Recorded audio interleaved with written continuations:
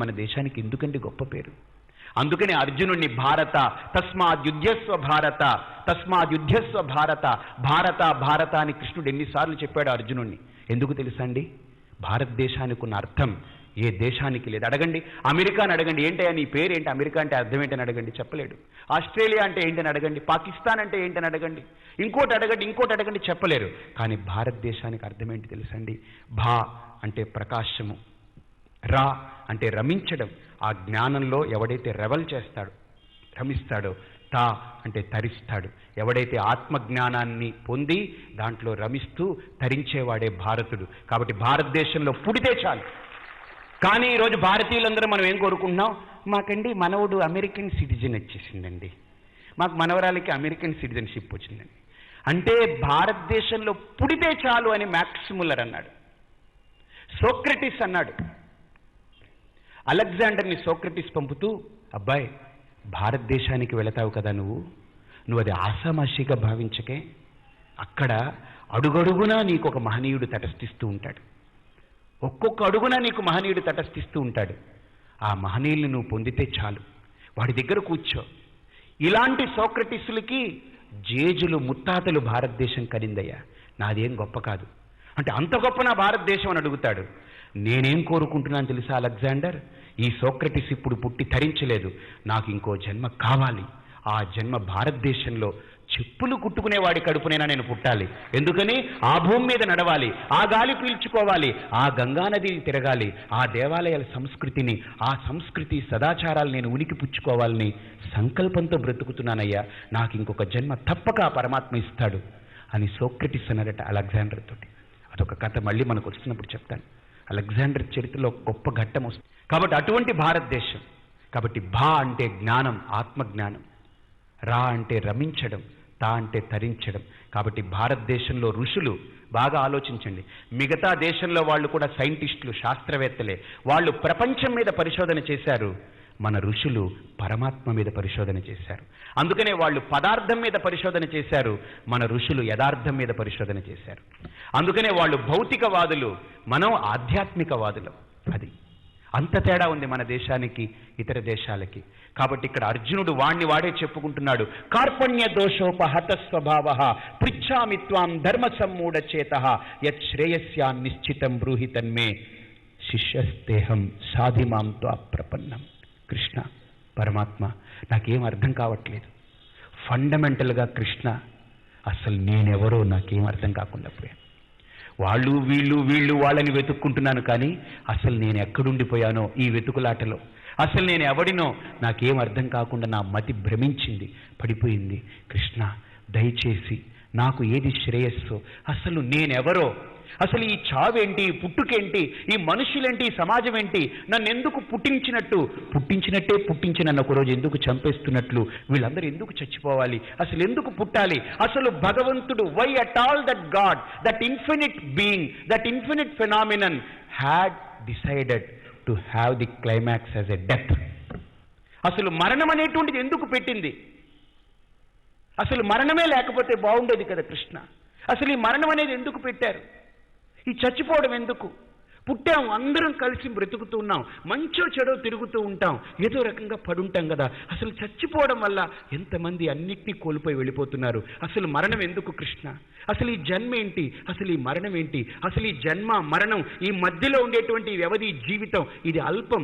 ఈ అల్పమైన జీవితాన్ని అర్థం చేసుకోలేక, అపార్థాలు చేసుకుని, అన్యార్థాలు చేసుకుని జీవితాన్ని సార్థకం చేసుకోలేక నేను సందిగ్ధ స్థితిలో పడున్నాను. అసలు నేనెవరు, అసలు నాకు ఇచ్చిన ఈ శరీరం ఏంటి, నేను ఎందుకు పుట్టాను, అసలు ఎలా పుట్టాను, అసలు ఏం జరుగుతుంది ఇక్కడంతా, what is happening around me, అసలు నేను ఎవరు ఈ లోకంలో, నా ఉనికి ఎలా వచ్చింది ఈ లోకానికి, ఒకరోజు నాకు ఉనికి లేకుండా పోతుంది ఈ లోకంలో, అసలు ఏం జరుగుతుంది కృష్ణ? యత్ శ్రేయస్యా నిశ్చితం బ్రూహి తన్మే శిష్యస్తేహం సాధిమాం త్వా ప్రపన్నం. హే పరమాత్మ, ఇప్పుడు చూడండి, నన్ను శిష్యుడిగా అంగీకరించవయ్యా. చూడండి ఏ అహంకారంతో పైకి లేచాడో. వాళ్ళని చూసిన తర్వాత కింద పగిలిపోయి మమకారం అనే వికారం బయలుదేరింది. అహంకారం ఒకందుకు పర్లేదు, యుద్ధం చేసి ఉండేవాడు, అది పగిలిపోయి మమకారం అనే వికారం, పెద్ద వికారం బయలుదేరింది. నేను చంపున వీళ్ళందరూ నా స్వజనులను నోటుకొచ్చినట్టు ధర్మశాస్త్రాలు వెళ్ళవేశాడు. ఇప్పుడు ఆ మమకారం కూడా తగ్గి కృష్ణుణ్ణి చూస్తూ, కృష్ణ, నేను వాగిన వాగుళ్ళంతా కరెక్ట్ కాదు, ఏదో ధర్మ సూక్ష్మం ఉంది. అసలు యుద్ధం ఎందుకు చేయాలి? వీళ్ళందరినీ చంపడం ఏంటి? అసలు వాస్తవం ఏంటి? నేను అవాస్తవంలో బ్రతుకుతున్నట్టు అనిపిస్తుంది కృష్ణ. నిజంగా కళ్ళుండి కూడా వాస్తవాన్ని గుర్తించలేక గుడ్డివాళ్ళ బ్రతుకుతున్నాను. ధృతరాష్ట్రుడు గుడ్డివాడు, నేను కళ్ళున్న గుడ్డివాడిని, తేడా కనిపించట్లేదు కృష్ణ, నాకు వాస్తవాన్ని తెలియచేయి అని అడిగి పూర్తి చేస్తాడు.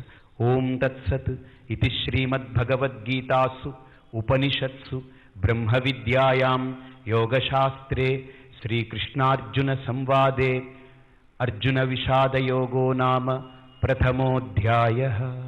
యం సామగాః ధ్యానావస్థిత తద్గతేన మనసా పశ్యంతి యం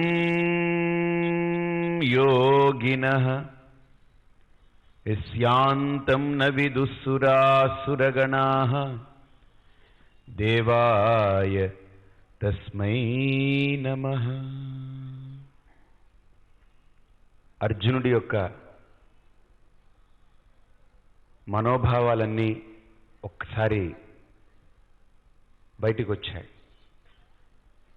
మనం కూడా పరిస్థితులు, సందర్భాలు, చుట్టుపక్కల ఉన్నటువంటి వాతావరణం బాగున్నంత వరకు మనం చాలా గొప్పవాళ్ళుగానే ఉంటాం.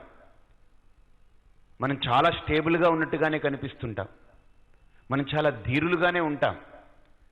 కానీ ఒక్కొక్క పరిస్థితి మనం చేదాటిపోతున్నప్పుడు, ఒక్కొక్క సందర్భం మనల్ని వెకిరిస్తున్నప్పుడు, కొన్ని ప్రభావాలు మనకు విరుద్ధంగా ప్రయాణం చేస్తున్నప్పుడు మన యథార్థమైనటువంటి స్థితి ఒక్కొక్కటి బయటపడుతూ ఉంటుంది. మన లోపల ఎంత హాలో ఉందో, ఎంత ఖాళీ ఉందో, అసలు వాస్తవంగా మన వ్యక్తిత్వం ఎంత పటిష్టంగా ఉందో మనం కొన్ని సందర్భాలు ఎదుర్కొన్నప్పుడు బయటపడుతుంటాయి. అలాగనే అర్జునుడు కూడా ఇంతవరకు అటువంటి సందర్భాన్ని ఎదుర్కోలేదు కనుక అర్జునుడు మహాబాహువుగా, సహస్రబాహువుగా కావాల్సి ఉంటే చాలా గొప్పవాడిగా ఇంతవరకు మనందరికీ కనిపిస్తూనే వచ్చాడు. కానీ జీవితంలో ప్రతి వ్యక్తికి మనం చూస్తూ వస్తున్నాం. ఏ వ్యక్తి ఇందులో ఎక్సెప్షన్ కాదు. ప్రతి వ్యక్తికి, స్త్రీ అవ్వచ్చు, పురుషుడు అవ్వచ్చు, ఎవరైనా జీవితంలో నాకంటే గొప్ప ఏమీ లేదు, అన్నీ నాకు హాయిగా ఉన్నాయి, అంతా నేను హ్యాపీగా ఉన్నాను, నాకంటే గొప్ప ఎవరు కాదు అనుకునేటువంటి ప్రతి వ్యక్తికి కూడా ఏదో ఒక పంక్చర్ పాయింట్ ఉంటుంది, పరమాత్మ పెడతాడు. అది ఒక భర్త రూపంలో అవ్వచ్చు, ఒక భార్య రూపంలో అవ్వచ్చు, ఒక కొడుకు రూపంలో అవ్వచ్చు, ఒక కోడలి రూపంలో అవ్వచ్చు, తమ్ముడు రూపంలో అవ్వచ్చు, పార్ట్నర్ రూపంలో అవ్వచ్చు, ఫ్రెండ్ రూపంలో అవ్వచ్చు, గురువు రూపంలోనే రావచ్చు. ఏమిటోనండి, మా గురువు గారిని చాలా నమ్మానండి, చాలా దెబ్బేసారండి పాప ఆయన. ఎవడైనా సరే జీవితంలో ఒక వ్యక్తి, మన బుడగని పేల్చేటువంటి వ్యక్తి ఒకడు ఉంటాడు మనకు. ఆ మన బుడగని పగలగొట్టే వ్యక్తి ఒకడు ఉంటాడు. కానీ గొప్ప విషయం ఏంటంటే అర్జునుడు ఎంత లక్కీ ఫెలో అనంటే, అర్జునుడు బర్స్ట్ అయి అతను పూర్తిగా కుంగిపోయి మానసికంగా బ్రేక్ డౌన్ అయిపోయి వికలమైపోయి వైకల్యం చెంది క్రింద కుప్పకూలి పడ్డప్పుడు అతను పడ్డ ప్రదేశం ఏంటంటే పరమాత్ముడి యొక్క పాదాలు. అక్కడ పడ్డాడు. కాబట్టి మళ్ళీ లేచాడు, నిలబడ్డాడు, తన కర్తవ్యాన్ని నిర్వహించుకోగలిగాడు. అర్జునుడిగా తన యొక్క ధర్మాన్ని పూర్తి చేసుకున్నాడు. మనం కుప్పకూలి పడిపోయేటప్పుడు మనం ఎవరి కాళ్ళ మీద పడుతున్నామో, ప్రకృతి మీద పడుతున్నామా, పరమాత్మ మీద పడుతున్నామా, అక్కడే తేడా వస్తుంది. మనం కూడా ఆ బ్రేక్ డౌన్ పాయింట్లో పరమాత్ముడిని పట్టుకోగలిగితే చాలు. అయితే స్వామీజీ, మరి ఆ టైంలో పట్టేసుకుంటే సరిపోతుందా? ఆ టైంలో పట్టుకునే దానికి దొరకద్దు. నిరంతరం దాని పట్ల ఆ చింతన ఉంటే, నిరంతరం దానితో మన కనెక్షన్ ఉంటే, మీరు నన్ను రోజు చూడడానికి వచ్చారనుకోండి, ఎప్పుడైనా మీరు నాకు తటస్థిస్తే ఏమండి బాగున్నారా, ఎలా ఉన్నారు, మీ అబ్బాయి ఎలా ఉన్నారని అడుగుతాను. మీ ముఖం నాకు ఎప్పుడూ తెలియదు, అసలు ఎప్పుడు నన్ను చూడడానికి రాలేదు, తటస్థంగా అలా కనిపించారనుకోండి, మామూలుగా ఒక సాధు ధర్మం బాగున్నారా అని అడగడం అంతే. కాబట్టి రోజు నాకు కనిపిస్తున్న వ్యక్తితో నేను పలకరించే విధానం ఒకలా ఉంటుంది. జీవితంలో ఎప్పుడు వాడి ముఖమే చూడలేదు, సడన్గా పిడుగుపడ్డట్టు ఊడిపడ్డాడనుకో, వాడు నవ్వాడనుకోండి, వాడిని పలకరించే విధానం ఒకలా ఉంటుంది. అలాగనే మనం కుప్పగూలి పడిపోయినప్పుడు భగవంతుడున్నాళ్లే అనుకుని ఇప్పటి వరకు భగవంతుడిని మరిచిపోయి బ్రతికితే వాడి పలకరింపు కూడా అజ్ఞాత వ్యక్తిని పలకరించేలానే ఉంటుంది తప్ప జ్ఞాత వ్యక్తితో వాడి యొక్క సంబంధం అనేటువంటిది ఉండదు.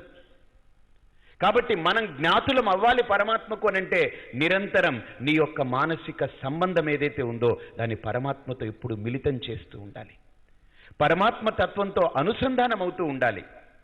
దట్ డజంట్ మీన్, అయితే ఒక ప్రశ్న రావచ్చు, 24 గంటలు ఎలాగండి కుదురుతుంది?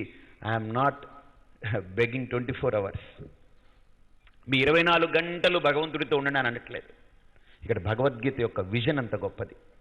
It throws a light on things, అంత క్లారిటీ ఇస్తుంది భగవద్గీత. ఇక్కడ అర్జునుడి యొక్క పరిస్థితిని మన పరిస్థితిని ఒక్కసారి బేరీజు వేసుకుంటే అర్జునుడు పడిపోయేటప్పుడు పరమాత్మ దగ్గరున్నాడు, కానీ మనం పడిపోయేటప్పుడు భార్యో భర్తో అన్నో తమ్ముడో తల్లో చెల్లో పిల్లో పల్లో ఏదో ఒకటి ఉందనుకోండి, వాటికే ఇన్సెక్యూరిటీస్ చాలా ఉన్నాయి. They themselves are self inadequate, వాటికే చాలా లోపాలు ఉన్నాయి. ఈ లోపభూయిష్టమైన వీడొచ్చి వాడి మీద పడ్డాడనుకోండి, ఇదేదో సామెత చెప్పినట్టు ముష్టివాడి మీద అష్టదరిద్రుడు వచ్చి పడ్డట్టు ఉంటుంది. వాడే ముష్టి ఎత్తుకుంటున్నాడు, వాడి మీదకి అష్టదరిద్రుడు వచ్చి పడ్డాడు అనుకోండి, వాడు ఏం పెట్టగలడండి? అలాగా మనం ఈ లోకంలో లోపాలతో బాధలతో కుంగిపోతున్నటువంటి మరో వ్యక్తిని కనుక ఆశ్రయిస్తే మన బాధల్ని తీర్చలేడు సరికదా, ఇంకొద్దిగా వాడి బాధల్ని పులిమే ప్రయత్నం చేస్తారు ఈ లోకంలో.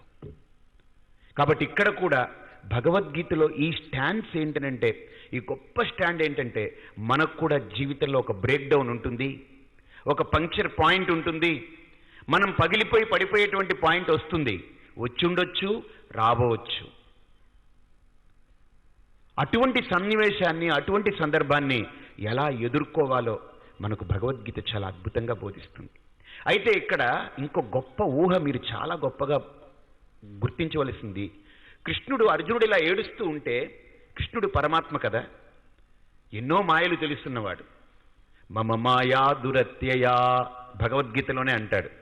మరి అలాంటి పరమాత్మ అర్జునుడిని ఒకసారి ఇలా అనేసి ఓకే లే నువ్వు లేచిపోయి యుద్ధం చేయి అని ఒకసారి చేతితోటి ఇలా అనేస్తే అర్జునుడు మారిపోతాడు. కానీ అలా చేయలేదు పరమాత్మ. గంట సేపు తీసుకున్నాడు, వాడిని కౌన్సిలింగ్ చేశాడు.